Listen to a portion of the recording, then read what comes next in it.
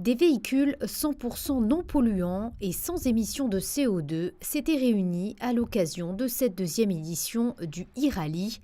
Inscrit au calendrier international de la FIA, 38 équipages se sont donc retrouvés au départ. Le niveau de cette compétition de régularité a légèrement été relevé cette année à la demande des engagés. C'est vrai que ça fait quelques années qu'on fait des rallyes, et non des moindres. Mais sur ce rallye particulièrement, les concurrents veulent démontrer la réelle capacité des voitures à suivre les moyennes qu'on leur impose. Et cette année, on a décidé de corser l'itinéraire en multipliant les épreuves de régularité. Et je crois que c'est bien ressenti par la plupart des concurrents parce qu'ils étaient demandeurs. Donc de toute façon, je crois qu'ils seront satisfaits. Parmi les concurrents, les institutions monégasques étaient très bien représentées. Dans un esprit pionnier, ce e-rallye a pu ainsi offrir une place aux technologies du futur, mais surtout à l'aventure humaine.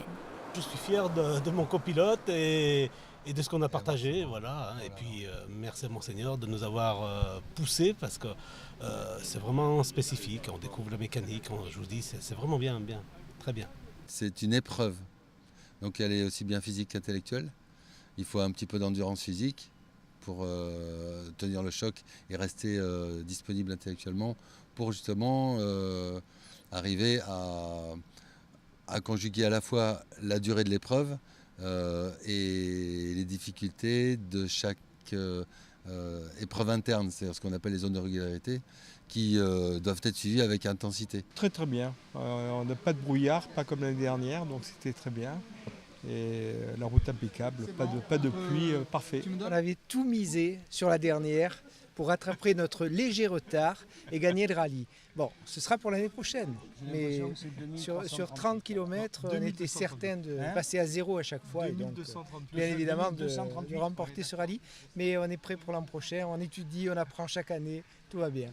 L'équipage Didier Malga, Anne-Valérie Bonnet sur Tesla S s'est imposé pour cette deuxième édition du e-rallye. Soulagement à l'arrivée pour ses concurrents qui maîtrisent pourtant très bien les rouages de la régularité. Il y a une belle bagarre avec les Italiens, c'est notre fin de saison en championnat de France des rallyes énergie nouvelle, on va être champion pour la deuxième fois consécutive. C'est le rallye de référence pour nous, donc c'est forcément quelque chose d'important. On a beaucoup de soutien, beaucoup de personnes qui nous suivent depuis 4-5 ans, donc c'est aussi pour eux sans doute une grosse satisfaction. Et puis, vous voyez, j'ai déjà perdu ma copilote qui craque de plaisir, donc je peux pas.